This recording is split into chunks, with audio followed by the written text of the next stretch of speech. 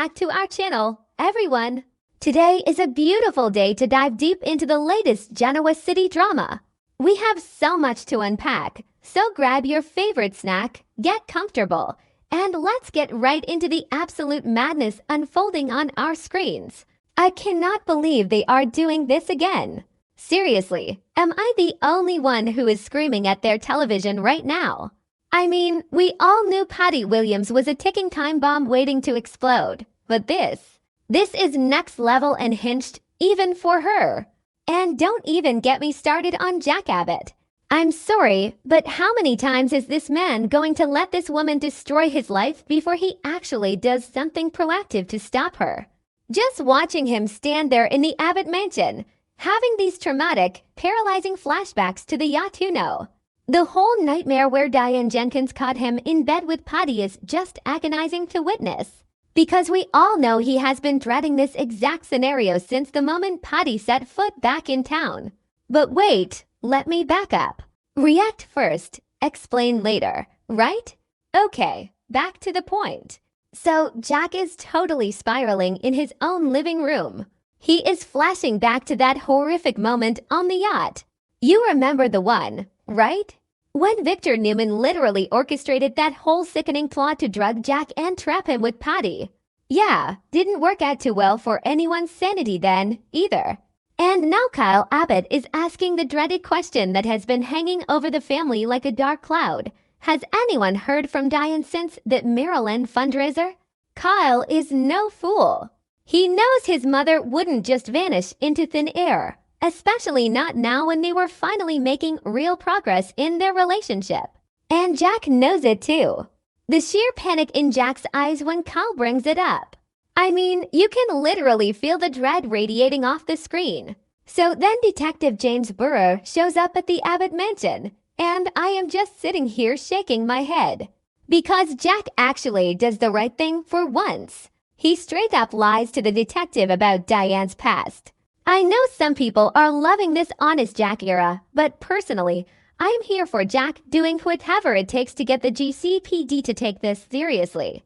He tells Burrow that Diane didn't just wander off voluntarily, and Kyle backs him up completely. Kyle is like, my mom runs an entire major division at Jabot. She wouldn't just abandon her job. Which is true. Diane has fought way too hard to reclaim her life and her position in that company to just ghost everyone without a word. And then Jack does exactly what he should have done days ago. He points the finger directly at Patty Williams. Yes, finally. Because who else would it be? Burrow asks if Diane has a history of pulling stunts like this, and Jack just pivots right back to Patty. He knows in his gut that Patty is behind this disappearance. But will the police actually do anything? I mean, history tells us they are completely useless until the Abbotts or the Newmans solve the crime themselves. We all know Burrow is just going to ask a few questions and hit a dead end, leaving the family to do the actual detective work. Okay, back to the main event. Can we talk about this scene at Chancellor Park? Patty Williams is sitting at a cafe table in broad daylight, looking as smug as a cat that just ate the canary, meeting with this Dr. Lawrence Markham. I was literally screaming at the screen. Everything went smoothly, the doctor says. I think you'll be very pleased with the results. Pleased with what, Markham? You are a medical professional. You took an oath. And then Patty just casually slides an envelope stuffed with cash across the table. CASH. In a public park. I mean, are we supposed to believe these criminal masterminds couldn't find a more discreet location to find a literal kidnapping? They are sitting out in the open where anyone could see them. But thank God for Traci Abbott. Traci is the MVP of this entire week. She is literally hiding behind a pillar, spying on them like a seasoned private investigator. I've been watching since 2015 and this is the best thing they've done with Traci in ages. She is usually just the family peacemaker, baking cookies and giving advice. But no, today she is on the front lines. She sees Patty with this shady guy, sees the envelope of money, and her instincts just scream that something is terribly wrong. Because think about it, Traci has been through hell recently. After that whole twisted nightmare with Martin pretending to be his twin brother to manipulate her, Traci is hypervigilant. She is not the naive, overly trusting sister anymore. She has zero tolerance for psychopaths playing games with her family. So Traci pulls out her phone and calls Jack immediately. They are up to no good, she tells him. I know it for a fact. And she is so right. I love that Traci doesn't second-guess herself here. She doesn't make excuses for Patty. She summons Jack to the park, and you just know a massive confrontation is brewing. Wait, I am getting ahead of myself again. Before Jack even gets there, Traci steps out from behind that pillar and confronts Patty face to face. I cheered. I literally cheered. The doctor scurries away with his apologies like the coward he is, and Patty has the audacity to act all innocent. I was wondering when I'd see you again, Patty says with that creepy, delusional smile that makes my skin crawl. And Traci just unleashes on her. I despise you, and that will never change. Boom! Go Traci! She demands to know who the man was and what scheme Patty is cooking up now. It was such a powerful moment for Traci, standing her ground against a woman who has caused so much destruction. And then Jack storms in. He is not playing games anymore. He is furious, his voice is raised, and he demands to know what Patty has done with Diane. Of course, Patty plays the victim. She denies knowing anything. She acts like Diane is just a flighty woman who ran away because she couldn't handle the pressure of her marriage. But Jack isn't buying a single word of it. He looks Patty dead in the eye and tells her that the second the truth comes out, she is going straight back to the psych ward. The psych ward. He went there. And honestly, he is absolutely right. So Jack and Traci head back to the Abbott mansion, probably thinking they need to hire their own private investigators because the police are moving too slow. They do a little digging online and find out that Dr. Markham is a legitimate psychiatrist who runs the exact clinic where Patty was recently discharged. The pieces are coming together. Traci gets a call from her editor and steps away for a moment. And then, the doorbell rings. Jack looks through the glass, and who is standing on his porch?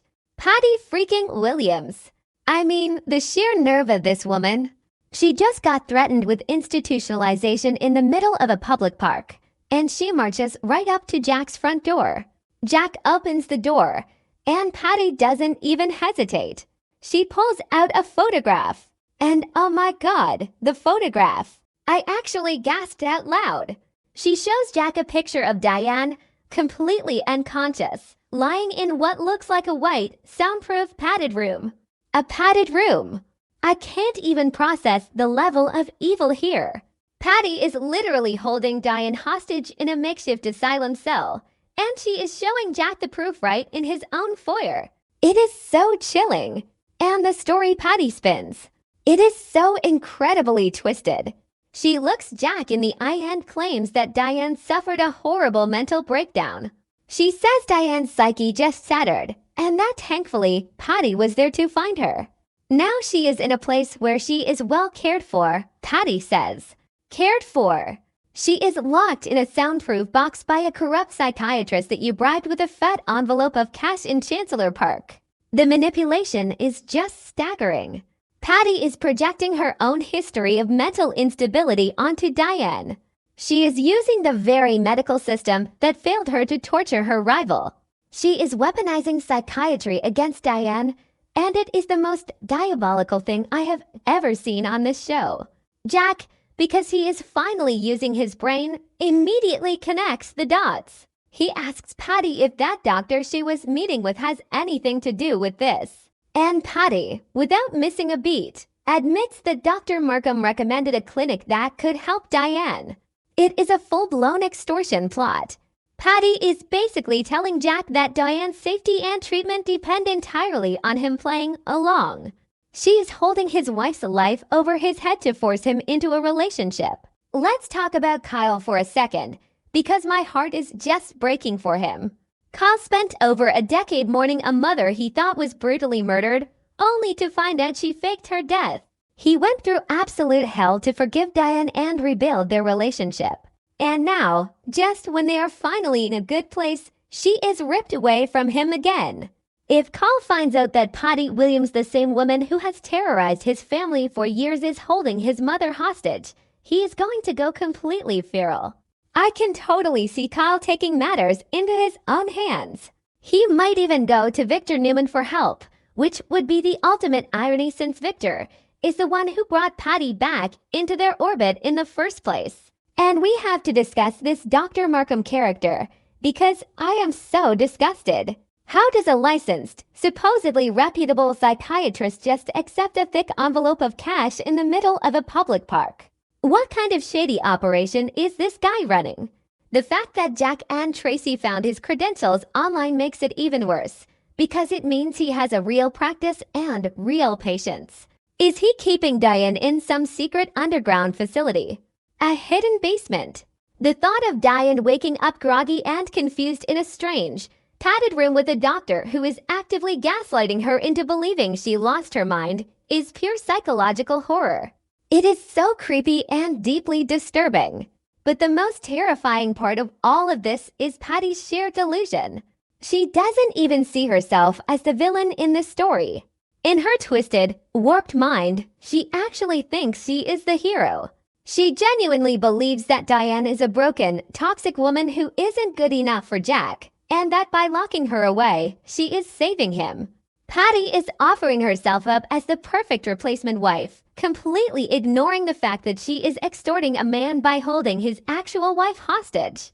It is a masterclass in narcissistic delusion. Sometimes I think the writers push her too far, but then I remember how she shot Victor and caused so much other chaos over the years. She has 9 lives on this show, I swear. So what happens now? I am absolutely dreading what Diane is going through in that room, but I am so here for Jack going full John Wick to get his wife back. I know some people are loving this Patty villain era, but personally, I need to see her taken down for good.